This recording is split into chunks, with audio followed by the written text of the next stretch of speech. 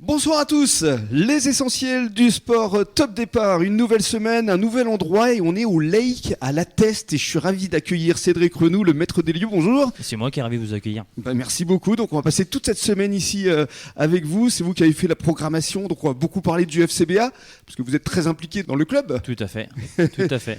Donc on aura le président Jacques Valkoviak et je suis ravi d'accueillir également Bruno Béziard, rédacteur en chef de Sud-Ouest. Bonjour Bruno. Bonjour Rémi, bonjour Cédric. Alors effectivement, ça a été un très beau week-end pour les clubs du bassin d'Arcachon.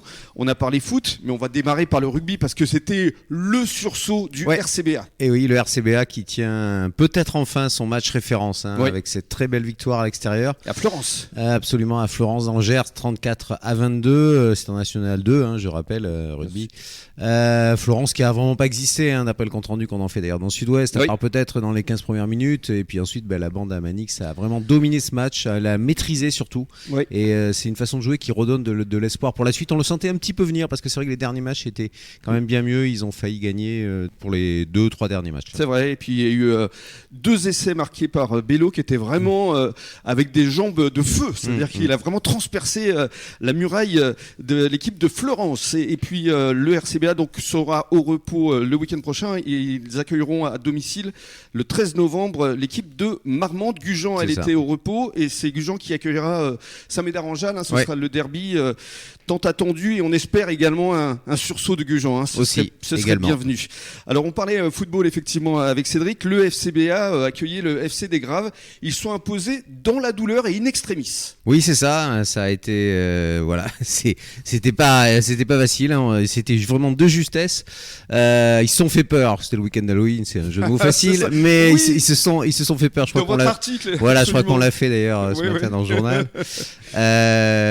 On titrait, je crois, un FCBA à réaction parce qu'effectivement ils ont réagi. Dans les dernières minutes, 4-3 contre le FC Grave. Mais ce qui est important, c'est que le FCBA est désormais 3e, un point du premier et à égalité de points avec le second. Et on en parlera parce qu'il y a un match qui s'annonce le week-end prochain. Exactement. Alors justement, Cédric, tu étais au match, tes impressions? Tout à fait. Fallait pas être cardiaque. On était dominé à chaque fois. Tout à fait. Ouais. Après une bonne réaction. Un bon groupe qui est en train de se mettre en place et une structure qui se met gentiment. Donc non, c'est un très très beau match. On s'est fait plaisir. Mais voilà. Et comme disait justement Bruno, on s'est fait peur parce que le but libérateur de Rodriguez arrive dans les 5 dernières minutes. Tout à fait. On parle également de l'US Lège Cap Ferré parce que là encore un match très important. C'était le 7e tour de la Coupe de France à l'extérieur. Et Lège Cap Ferré qui s'est fait peur aussi. Pareil contre Merpin. Il se fait peur parce que Merpin c'est quand même 2 divisions de moins, Régional 2.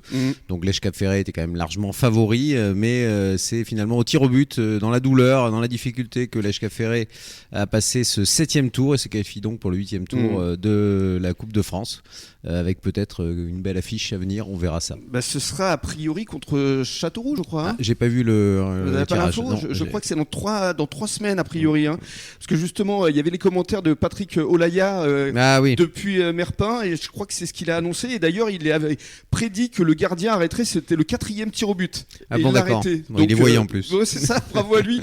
Et puis on va conclure avec les filles de Mios de hand, alors qui caracolent en tête de leur groupe. Oui, en National 1, hand, les filles de Mios, effectivement, qui caracolent en tête de leur poule.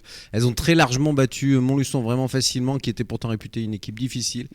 C'était à domicile, 41-23. Elles prennent le large en tête de cette poule de National 1. Oui, et je confirme, donc j'avais bien noté sur ma fiche, 8e tour, ce sera bien contre Châteauroux a priori dans 3 semaines pour ce qui est de l'US Lège Cap Ferré. Ça me fait plaisir de vous annoncer des petites choses, des petites scoops. Vous restez avec nous sur les ondes de la radio des Essentiels et dans quelques minutes, Cédric va nous parler de sa passion pour le sport.